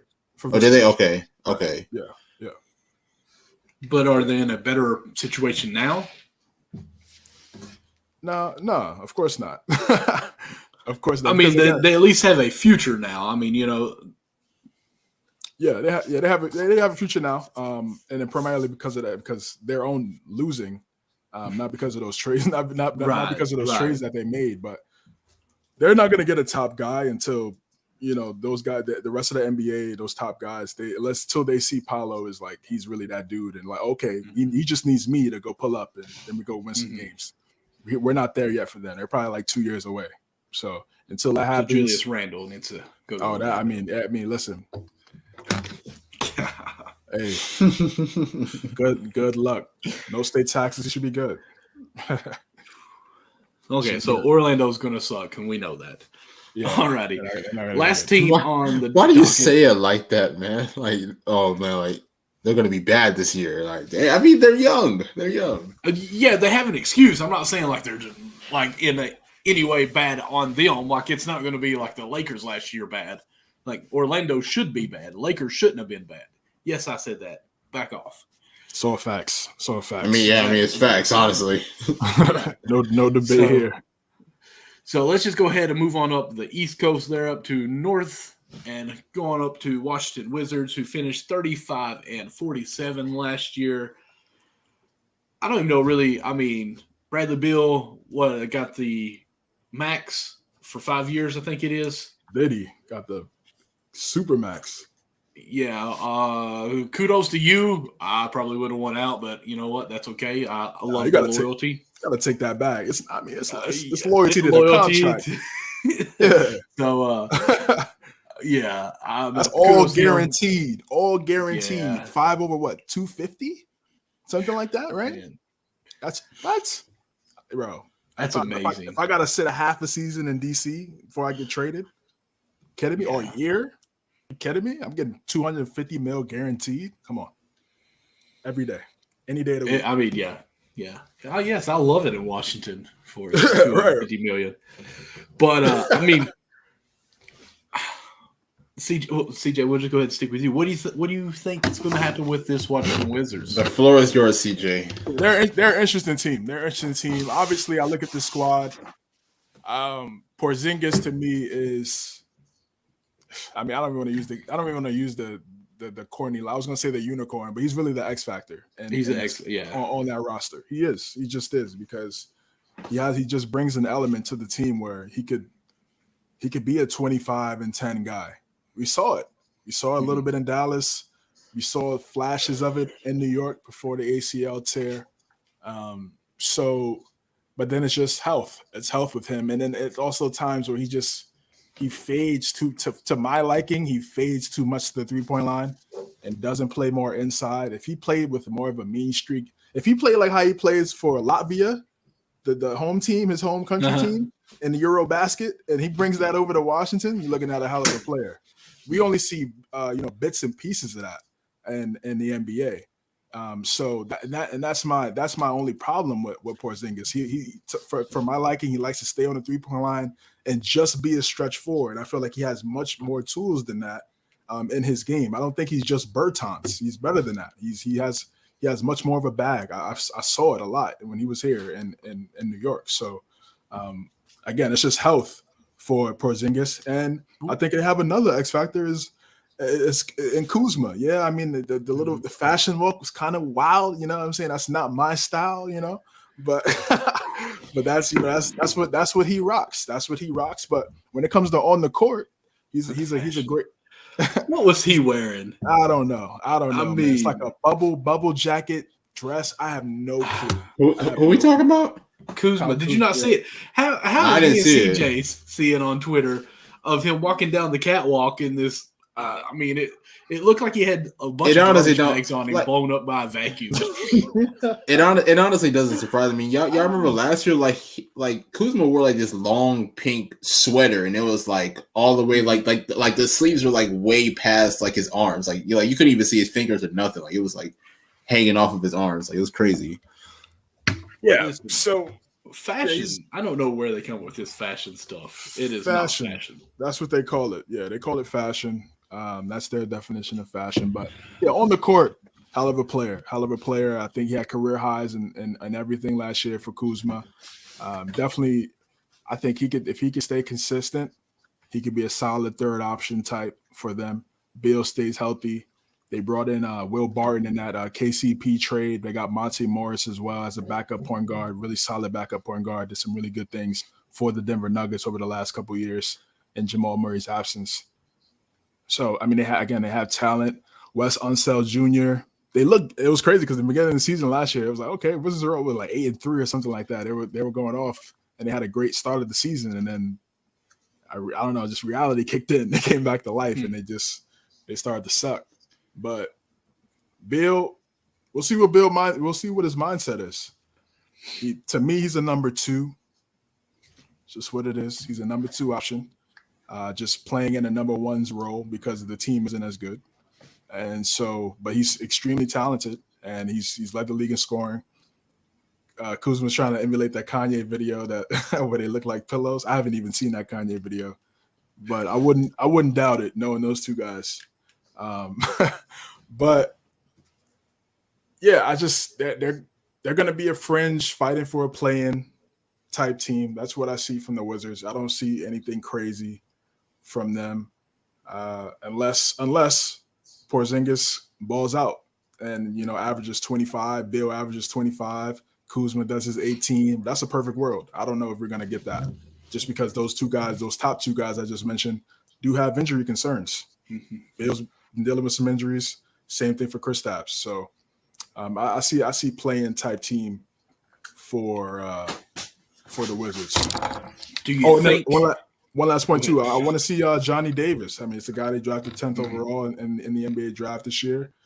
Maybe he could come in and be a spark plug for them at that point guard position. He's not really a playmaker. He's more of a scorer type. But maybe he could be a playmaker, and he just had to do that at Wisconsin. So that remains to be seen. Do you see them over 40 wins this season? Man, it's tough. I'm gonna say no. I know they hit 35 last year, and that was with Beal being out, and they got Kristaps in at the trade deadline. But I'm gonna say no. I think I've got them at 40. Okay. Yeah, I see 38, something like that. I just can't see it, man. What about you, Nick?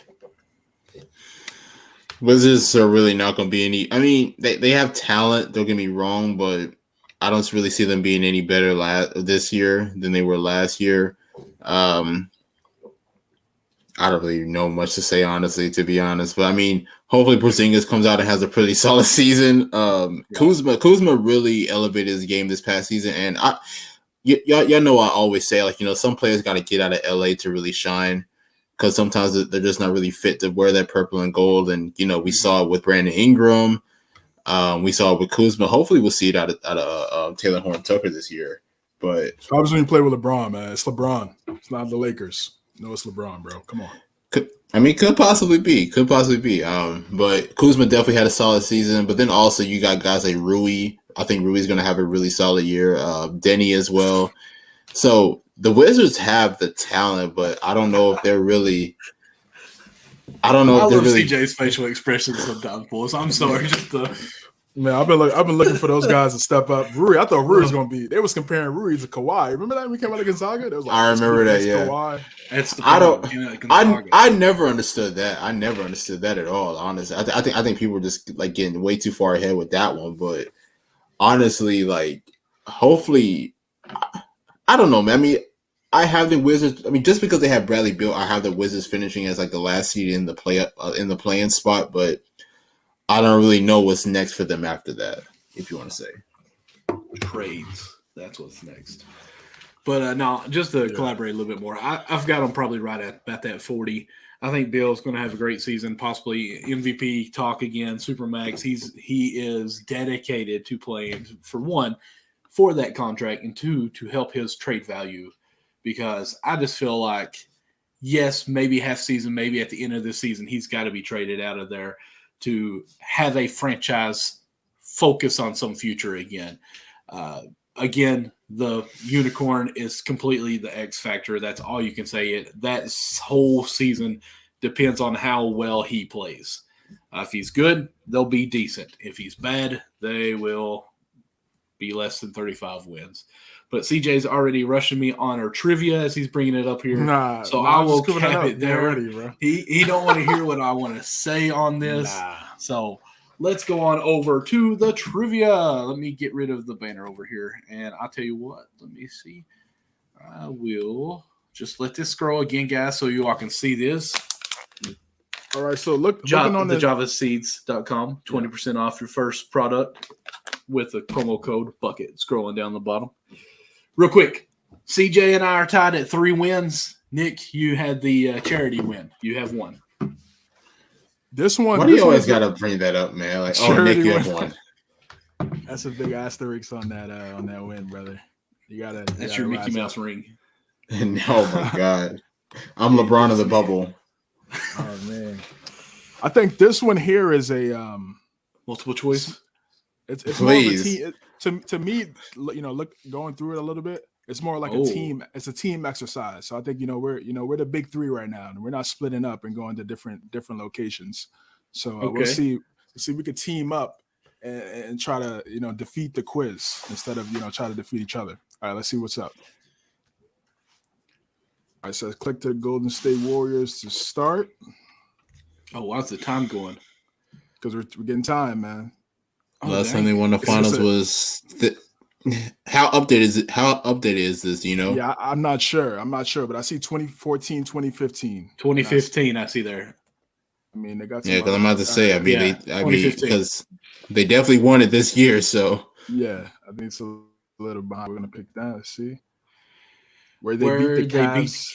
In 6 games that year. They beat them in 6. Okay. Which number wore by blank?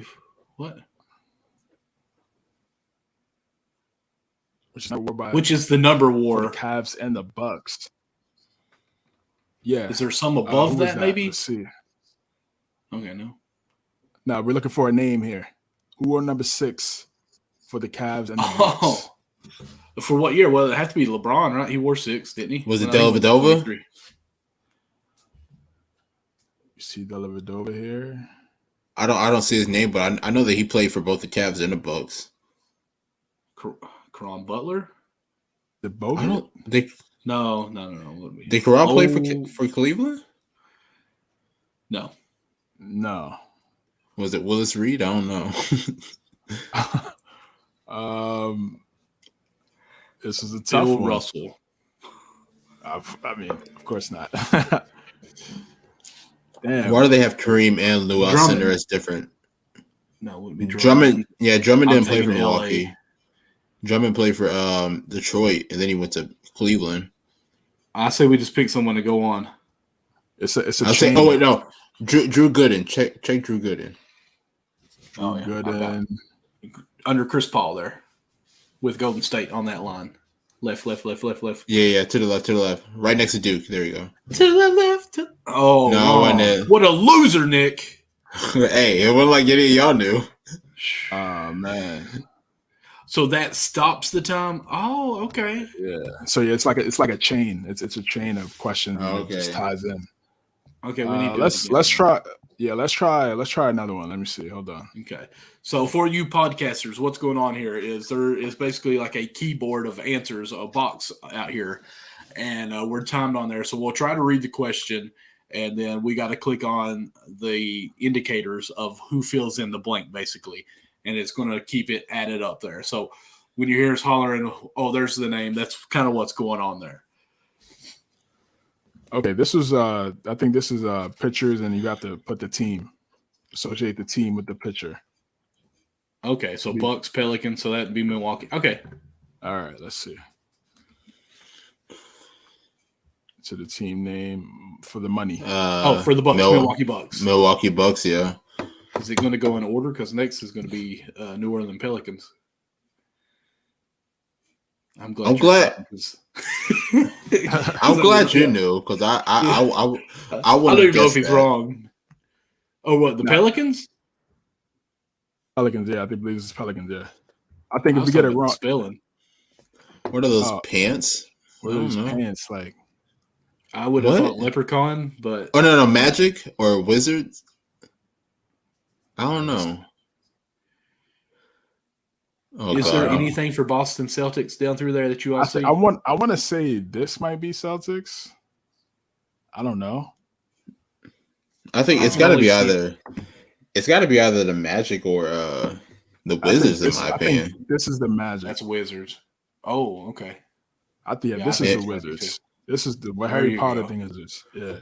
Right, so what's this trousers? I'm trying to think. I don't know. Can we? What's a pacer? I don't know. You want to go Indiana? No. I don't even know what the next one is. Is that Hornets or like a Hive? I think that's the Hornets. Yeah. Okay. So we got Hawks, Pistons. I don't know what the next screen is. Jazz. Never mind. Jazz, the Wolves. We think Celtics. I don't know, because that's the car from Dude, Where's My Car? The movie. Unless that's Trailblazers. Looks like. What is it? A Spur or something? I don't know. I don't know. Yeah, this is. That was kind of hard. And of course, the Nuggets, Chicago Bulls. I'm loving it, actually. It's challenging. Does it tell us if we're wrong, like we can't do anything else? Yeah, like if we put the wrong one in, we lose. Okay, there's the Spurs, the Fire, that would be the Heat, the Rockets, the Suns. I have no idea what the Fighting Pirates thing, Cowboys are there. Lightning. What would Lightning be? Thunder. I'll say that's the Thunder. Yeah. Okay, yeah, Thunder. That'd be Thunder. So that's Washington over there. No. What's the? I think this is Philadelphia 76ers, I guess. Yep. What's the Clippers? Dallas Mavericks. Then we got Toronto Raptors. Is it a Trailblazer? I don't know. Maybe. What, from Martin Luther King? I think it's the Kings. Oh, I think so too. Yeah, down here, bottom left is Trailblazers. So that's a legit Trailblazers. Okay. And then Wizards, Trailblazers, Grizzlies, Magic, the Warriors. Come on. Warriors. Yes, sir. Lakers. The Lakers. The Lakers. And then that's got to be the Hornets. Yeah. Okay. But we didn't say the one that we said was the Hornets up there. That's Nets. That's Brooklyn Nets. This one, right? Yeah. The team we didn't say is the Knicks. The Knicks. Come on, CJ. Nick? Is that a Nick? Yeah, we got almost a minute left. Okay, so was it's Brooklyn Nets.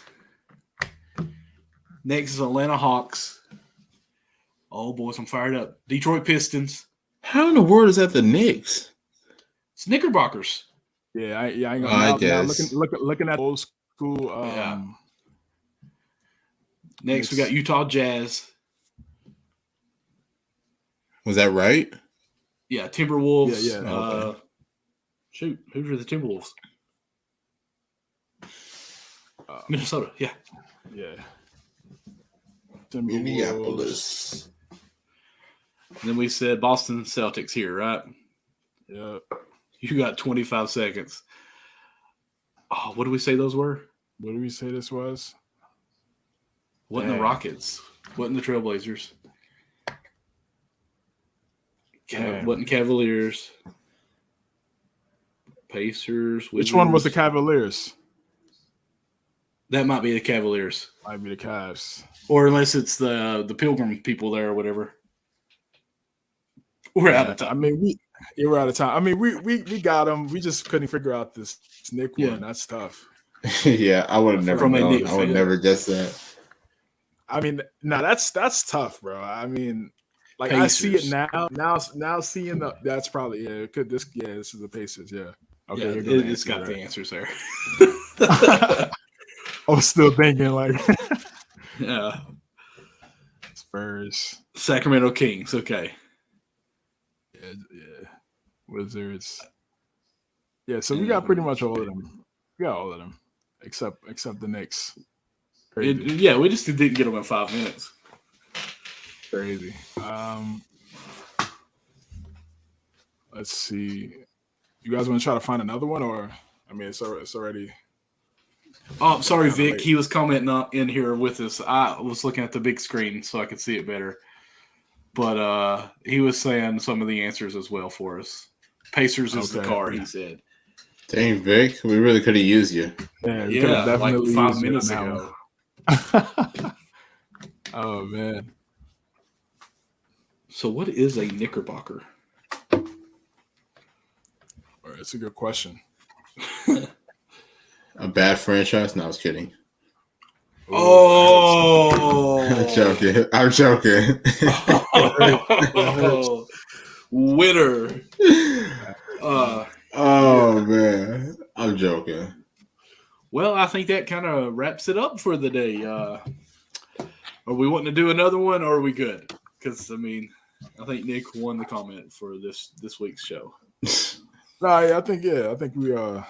100%. I think we work well as a team. You can put one for all of us for this week. There we go. That's another handicap win for Nick. Oh, great.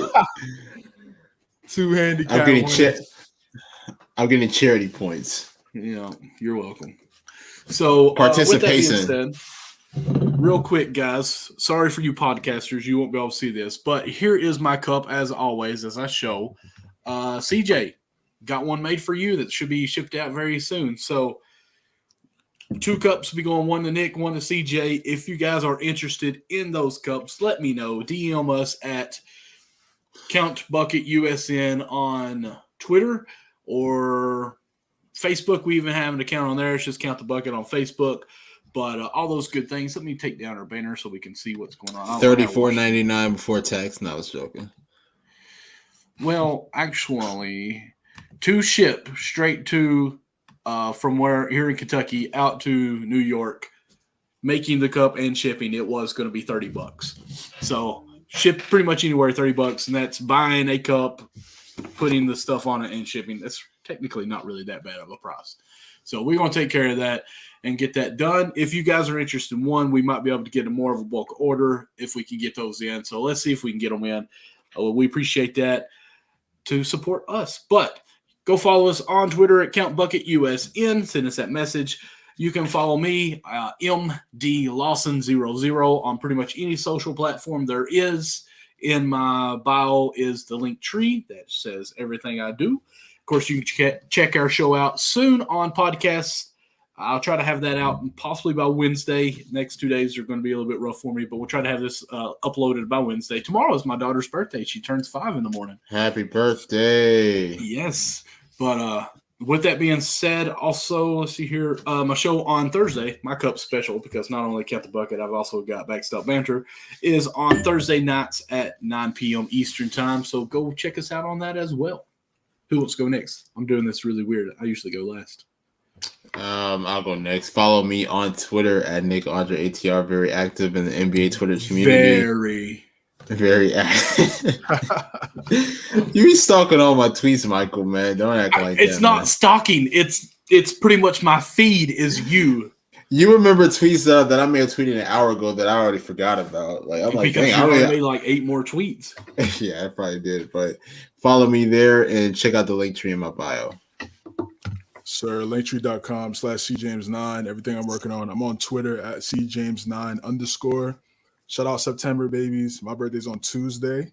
Hey. So, yeah. Happy early birthday to CJ. Appreciate that, guys. So, it's going to be relaxing, chilling on the big day for your boys. So, yeah, look out for me on all my socials, Twitch, CJ versus the world.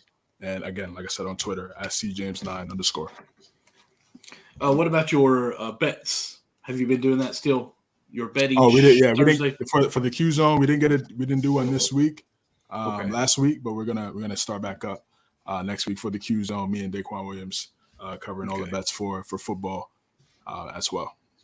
And Nick, perfect catching.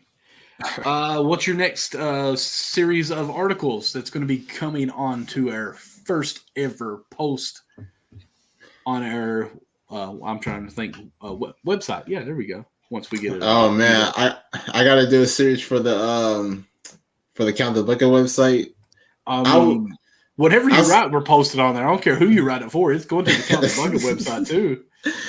I'll see what I can come up with, and then I'll let you guys know. All right, CJ, let's come up with a topic for him to write about. What should we do?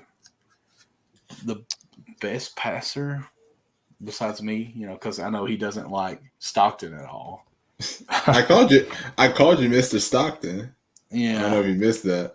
No, I totally retweeted you on that and said, no, I'd be like the N1's, the Escalade player. Oh, Escalade. Rest in peace, Escalade, man. Super dope. Rest in peace, Escalade. Since you're a Warrior fan, maybe we could get a retrospective on Run TMC. Hey. That's a good idea. Or why they're going to keep pull and trade away Clay this season. I'm not doing that. That's an article for you, man. I'm not doing that. All right. But, okay. Sounds great. Boys? Appreciate you all hanging out with me for a couple hours, and everyone on podcast, thank you for tuning in. Everyone watching live, we thank you so much, and thank you for the likes and hearts that you sent to us as well. If you don't care, go to our podcast, subscribe to it, give us a rating. Only 5s are accepted, 4s and belows are lies, so they don't give us some support. It really goes a long way. Absolutely. And we love to hear from you, like Vic's in here chatting with us. We usually get a couple more from Unwrapped Sports Group too that chat with us. It helps with content, helps the flow, and we love interacting with you guys. If you guys are watching the show and you all are a podcaster of a sports or any kind of focus on that, we'd love to have you reach out to us, maybe be a guest on here. We'd love to network, be a guest on your show as well. So the way we can really build our fan base, man. We're here for each other. We are fans of this. So with that being said, guys, you all have a good night. Again, CJ, have a happy early birthday. Yes, sir. Yes, sir. I'm not hitting done until I hear it. Deuces. I'm sorry. There we go.